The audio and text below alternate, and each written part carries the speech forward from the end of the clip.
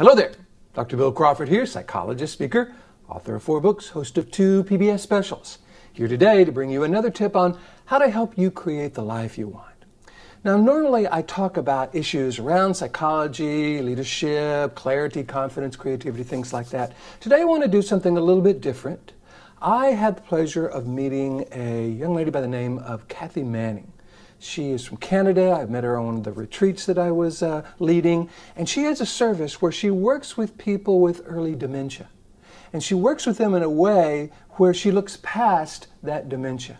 So I think that's a problem, and I think it's a bigger problem as we grow and go into this 21st, 22nd century, in the sense that the population gets older. And when that happens, things start to change.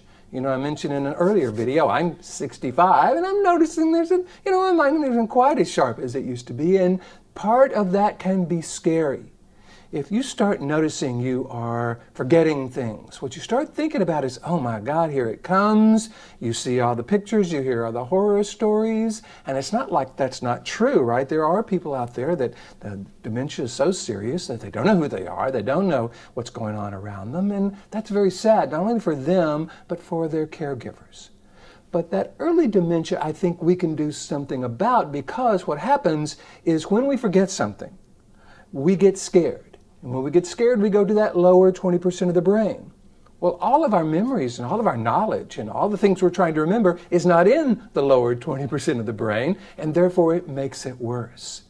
So what I want to suggest for anybody kind of noticing that early dementia experience is to try to relate to it as if it is happening right now and as if it's not that big a deal. Okay, I forgot this. All right, no big deal. I can remember things. I can write things down. I can do some things that help me remember. I am not in this awful state at the moment. Whether it comes in the future is in the future, but right now I'm okay.